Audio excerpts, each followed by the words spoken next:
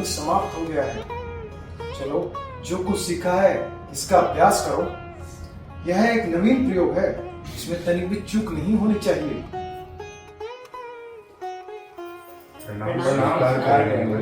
सदा स्नेह बनी रहे। कहिए ऋषिवर, किस प्रयोजन से आना हुआ?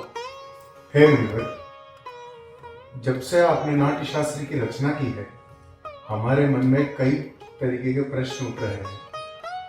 उसी के संभावित मैं आपसे एक प्रश्न पूछने आया हूं। ये तो उत्तम चर्चा का विषय है। इस विषय पर अगर चर्चा करनी है तो 5 तत्वों की उपस्थिति में ही करनी होगी। आप स्थान ग्रहण कीजिए, मैं पुनः लौटता हूं।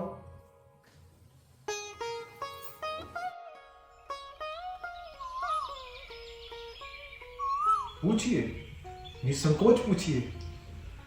गुरुदेव, नाट्य शास्त्र की उत्पत्ति कैसे हुई और इसका उद्देश्य क्या है? आपने ये बहुत ही अच्छा प्रश्न किया मुनिवर। यह प्रश्न केवल नाटक को नहीं बल्कि जीवन के सार को समझने का माध्यम है।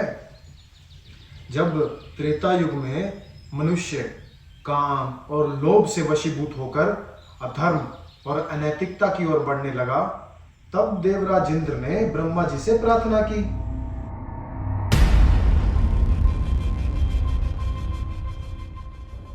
त्राहि मां, त्राहि मां। हे पुत्र, अपनी व्यथा कहो। हे पितामह, मनुष्य काम और लोभ से वशीभूत होकर अधर्म के मार्ग पर अग्रसर हो चले। ऐसे में मनुष्यों के उद्धार के लिए कोई ऐसा मार्ग बताइए जिसमें देखना और सुनना दोनों एक साथ हो।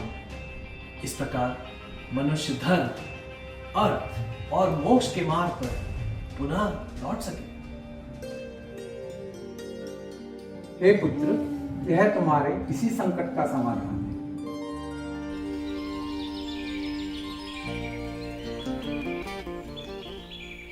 उसी के लिए ब्रह्मा जी ने नाट्य शास्त्र की उत्पत्ति की, जिसके प्रयोग का शास्त्र नाट्य शास्त्र है।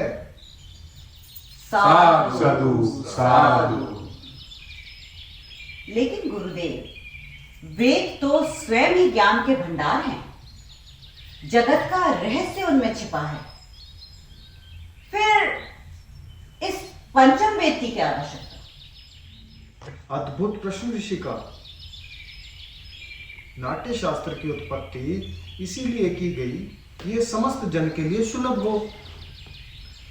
चारों वेदों में विद्यमान ज्ञान केवल शब्दों और ध्वनि के माध्यम से सभी के लिए समय के साथ समझना कठिन होता जा रहा है, जबकि नृत्य, संगीत, मनोरंजन के माध्यम से कठिन बात को भी बड़ी सरलता से लंबे समय तक लोगों के हृदय में, दिमाग में बिठाया जा सकता है।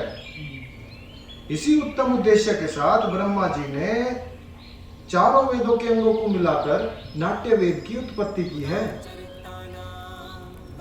चारों वेदों के तत्व एक साथ एक ही वेद में।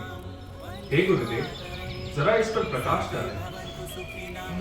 ये जो पाठ सुन रहे हैं ना आप, इस पाठ को ब्रह्मा जी ने ऋग्वेद से लिया है और इस सुंदर गान का आधार सामवेद है।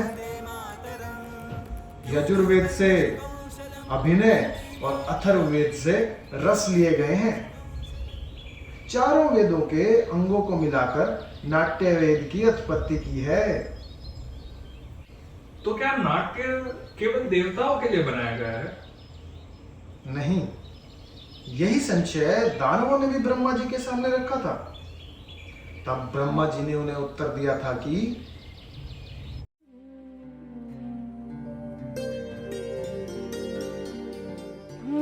नाट्य शास्त्र तो सबके लिए है। यह देवताओं, दानवों और मनुष्यों के समस्त शुभ अशुभ कर्मों को दिखाने वाला है। इस शास्त्र में तो त्रैलोक्य की अनुकीर्ति है। नाटक तो दुख से, थकावट से तथा शोक से पीड़ित लोगों को विश्राम देने वाला होता है। इसमें तो समस्त रस, समस्त भावों समस्त शास्त्रों, शिल्पों और कार्यों का समावेश। ऐसा कोई ज्ञान, कोई कार्य नहीं जो नाट्य में न दिखे। अद्भुत। समस्त सृष्टि का समावेश, लौकिक और अलौकिक भी, बहुधर्मी, सारे प्राणियों के भावों का प्रतिनिधि कला। हाँ ऋषिगण, नाटक को समस्त कलाओं का उद्गम कह सकते हैं, या फिर कह सकते हैं समस्त कलाओं का संगम। मुनिवर, नाट्य कला तो अद्भुत कला है, उतनी ही जरूरी जितना जीवित रहने के लिए श्वास।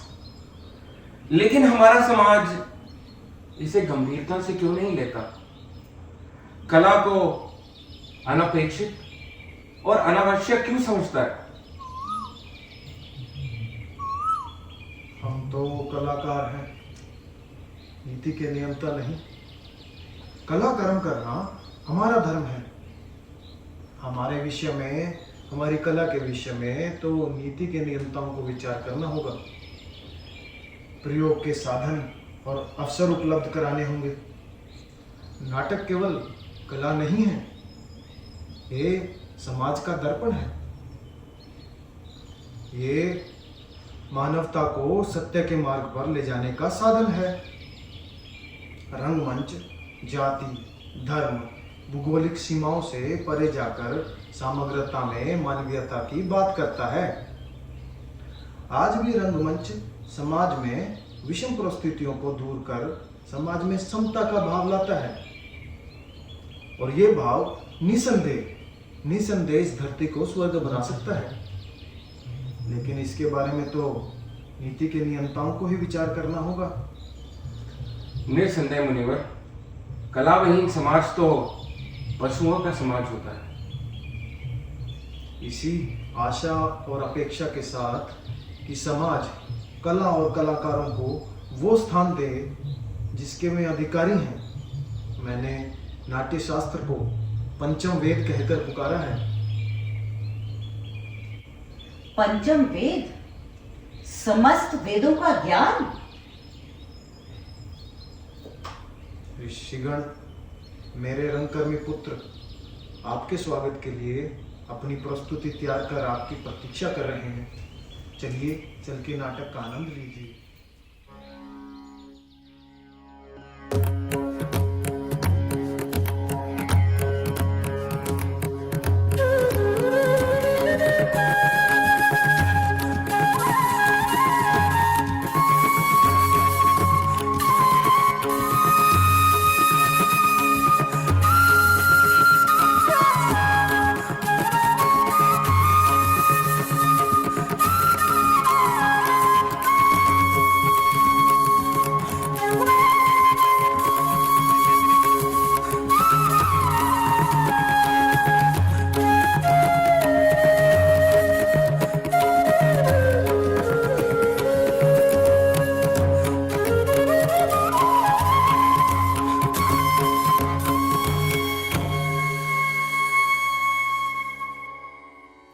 वृद्धि हो इस राष्ट्र की, आशा सभी की पूर्ण हो।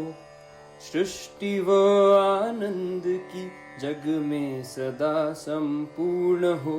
धरती सदा फूले फले, ऊपर विमल आकाश हो। सज्जन रहे निर्भय सदा, और दुर्जनों का नाश हो।